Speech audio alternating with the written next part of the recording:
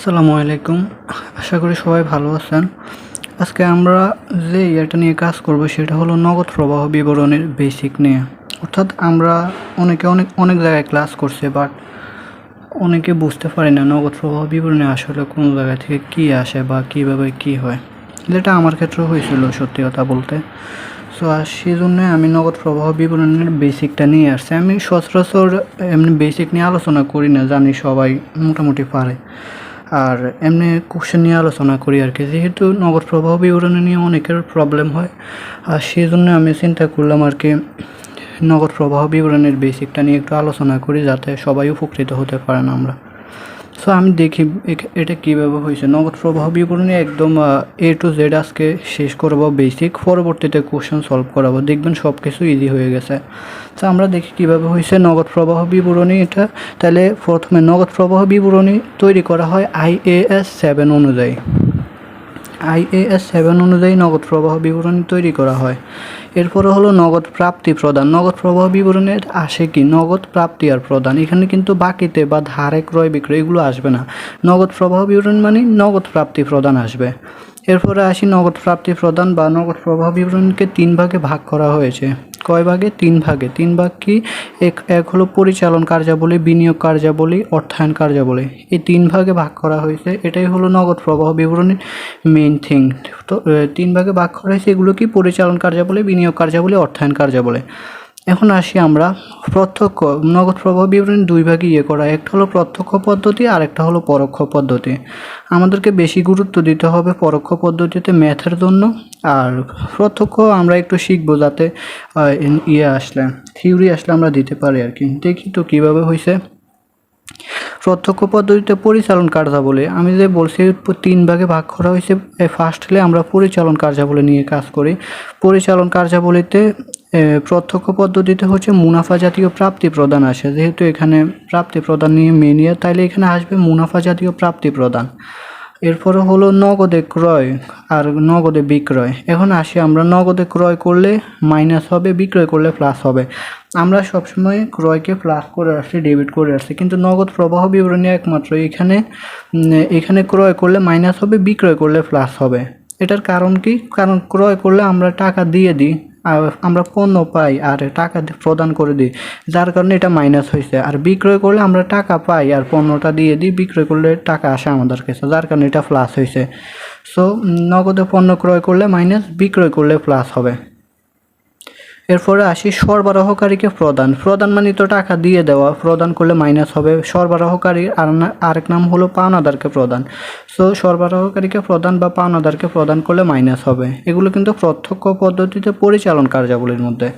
এরপরে লভ্যাংশ প্রাপ্তি হলে প্লাস করব। প্রাপ্তি হলে আমাদের কাছে যেহেতু টাকা আসবে আমরা এটাকে প্লাস করব। এরপরে এবার আসি পরোক্ষ পদ্ধতিতে। এটা আমাদের জন্য খুবই গুরুত্বপূর্ণ। এখন আসি প্রত্যক্ষ পদ্ধতিতে পরিচালন কার্যাবলীর মধ্যে কি কি আসে। আমরা দেখতে হবে নিট লাভ দেওয়া আছে কিনা, নিট লাভ ক্ষতি দেওয়া আছে। তো এটার সাথে আমরা যোগ করব অবচয়। কি যোগ করব? অবচয় যোগ করব আমরা। এর সাথে স্থায়ী সম্পদ ও বিনিয়োগ বিক্রয়জনিত লাভ হলে মাইনাস করব, ক্ষতি হলে প্লাস করব। এখানে চান আপনারা আবার করেন না, স্থায়ী সম্পদ মনে করেন না, স্থায়ী সম্পদ হইলে আবার এটা দিয়ে দিয়েন। এটা হতে হবে স্থায়ী সম্পদ ও বিনিয়োগ বিক্রয়জনিত লাভ। বিক্রয়জনিত লাভ থাকতে হবে অথবা ক্ষতি থাকতে হবে। আমরা জানি লাভ হলে প্লাস হয়, ক্ষতি হলে মাইনাস হয়, কিন্তু নগদ প্রবাহ বিবরণী একমাত্র বিবরণী যেখানে লাভ হলে মাইনাস হবে, ক্ষতি হলে প্লাস হবে। এরপরে চলতি সম্পদ বৃদ্ধি পাইলে মাইনাস, হ্রাস পাইলে প্লাস। আমরা সব জায়গায় শিখছি যে চলতি সম্পদ বৃদ্ধি পাইলে প্লাস, হ্রাস পাইলে মাইনাস হয়, কিন্তু নগদ প্রবাহ বিবরণীতে কি হয়? বিপরীতমুখী। বিপরীত মানে কি? বৃদ্ধি পাইলে মাইনাস হবে, হ্রাস পাইলে প্লাস হবে। এরপরে আসি চলতি দায় বৃদ্ধি পাইলে প্লাস, হ্রাস পাইলে মাইনাস। এটা কি? সমমুখী। আমরা জীবনে কি শুনছি যে চলতি দায় বৃদ্ধি পাইলে কখনো প্লাস হয়? আমরা তো জানি চলতি দায় বৃদ্ধি পাইলে মাইনাস হয়। যেহেতু এটা নগদ প্রবাহ বিবরণী, সেহেতু আমরা এখানে চলতি দায় হবে বৃদ্ধি পাইলে প্লাস, হ্রাস পাইলে মাইনাস, মানে সমমুখী। মনে রাখবেন চলতি সম্পদ বিপরীতমুখী, চলতি দায় সমমুখী, এভাবে মনে রাখবেন।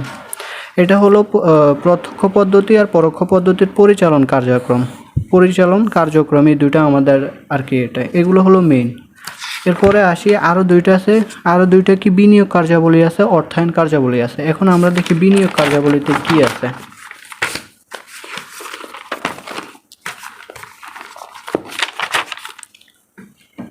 বিনিয়োগ কার্যাবলীর মধ্যে আছে স্থায়ী সম্পদ ক্রয় করলে মাইনাস বিক্রয় করলে প্লাস, অর্থাৎ স্থায়ী সম্পদ ক্রয় বিক্রয়, এভাবে মনে রাখবেন, এত বেশি ভেজাল লাগানোর দরকার নেই। স্থায়ী সম্পদ ক্রয় বিক্রয় করলে বিনিয়োগ কার্যাবলীর মধ্যে আসবে, অনলি 2 এন্ট্রি। এরপরে হচ্ছে বিনিয়োগ ক্রয় বিক্রয়, বিনিয়োগ কার্যাবলীর মধ্যে বিনিয়োগ ক্রয় বিক্রয়, স্থায়ী সম্পদ ক্রয় বিক্রয় 2টা এন্ট্রি আসে। এখন আসি স্থায়ী সম্পদ ক্রয় করলে মাইনাস বিক্রয় করলে প্লাস, কারণ কি আমাদের টাকা প্রদান করতে হয়, বিক্রয় করলে প্লাস টাকা আসে, সেহেতু আর কি এরকম। ওই যে এখানে দেখাইছিলাম যে ওই পৃষ্ঠার স্থায়ী সম্পদ বিক্রয়জনিত লাভ হলে মাইনাস, প্লাস হলে ক্ষতি হলে প্লাস, ওইটা কিন্তু আমাদের ইয়ের মধ্যে পরিচালন কার্যাবলীর মধ্যে। কিন্তু বিনিয়োগ কার্যাবলীর মধ্যে কি আছে, স্থায়ী সম্পদ ক্রয় বিক্রয়, আর এরপরে বিনিয়োগ ক্রয় বিক্রয়। বিনিয়োগ কোনগুলো, শেয়ার ও বন্ড ক্রয়, এগুলো ক্রয় করলে যদি লেখা থাকে শেয়ার ও বন্ড ক্রয়, তাহলে সে যদি বলা হয় এটা কোন বিবরণীতে যাবে বা কোন কার্যাবলীর অন্তর্ভুক্ত, তখন আমাদেরকে দিতে হবে সেটা বিনিয়োগ কার্যাবলীর মধ্যে শেয়ার ও বন্ড ক্রয়। এরপরে সে বিক্রয় করলে প্লাস কৃত শেয়ার ও বন্ড বিক্রয়, কৃত শেয়ার ও বন্ড বিক্রয় করলে প্লাস, এরকম থাকলে আমরা সেটা দিব বিনিয়োগ কার্যাবলীর মধ্যে।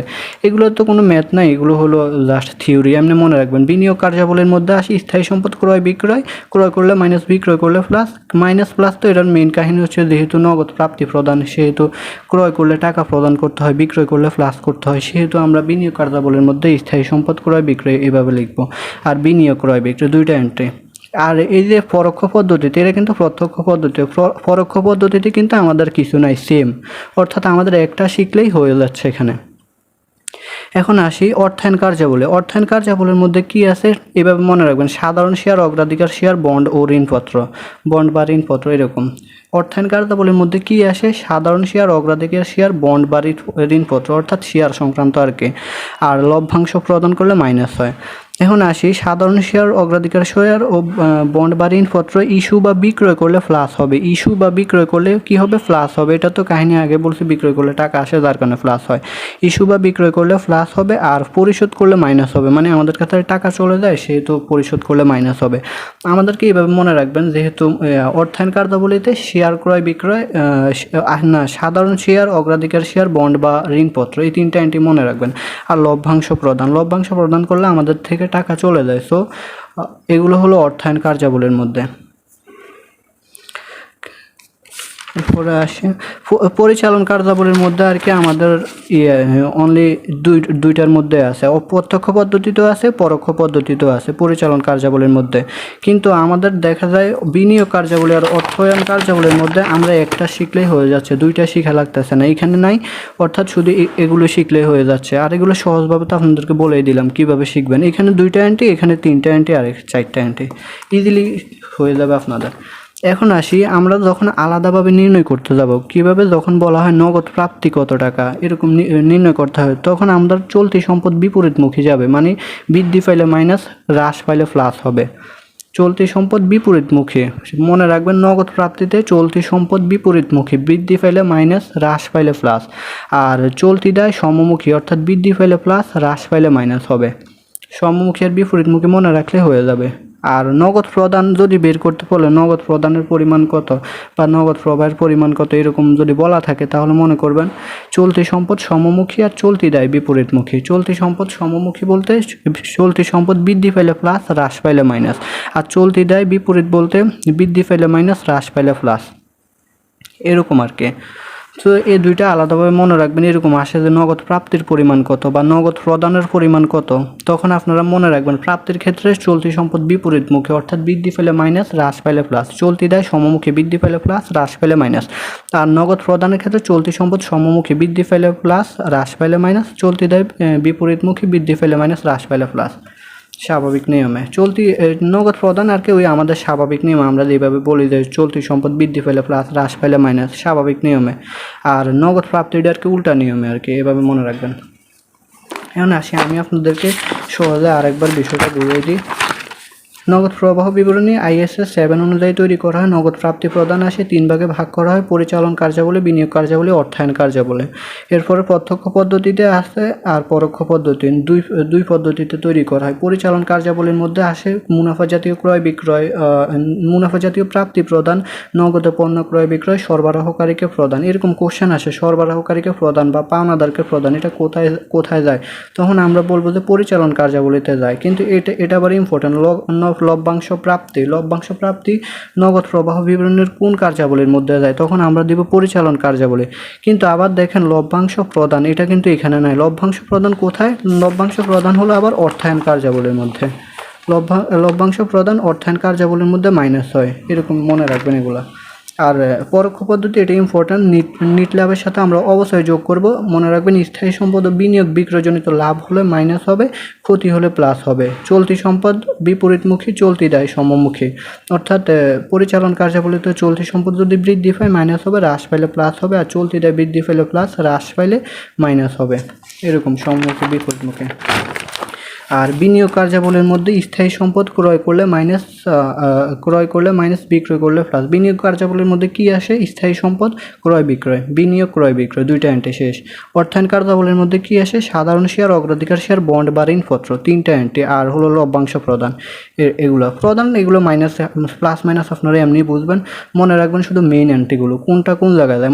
যদি বলা হয় অগ্রাধিকার শেয়ার ব্যয়, শেয়ার ক্রয় বা ইস্যু, এটা কোন কার্যক্রমের মধ্যে যাবে, তখন মনে রাখবেন সেটা অর্থায়ন কার্যাবলীর মধ্যে যাবে, এরকম আর কি।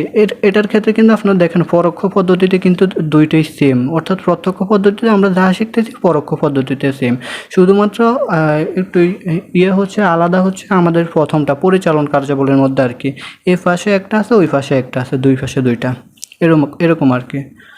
সো এগুলো নিয়ে আমি কয়েকটা ম্যাথ আপনাদেরকে দেখাবো যে কী ধরনের কোশ্চেন আসে বা কীভাবে কোনটা করতে হয় এরকম। তাহলে আপনারা আরও ক্লিয়ারলি বুঝতে পারবেন, ইভেন পরীক্ষায় দিতে পারবেন। এখান থেকে কিন্তু আমাদের গুচ্ছতে কোশ্চেন আসবে, এটা সবার জন্য ইম্পর্ট্যান্ট। যদি কারো কোনো বুঝতে সমস্যা হয় তাহলে কমেন্টে জানাবেন অথবা সরাসরি আমাকে ইনবক্সে জানাবেন। ধন্যবাদ।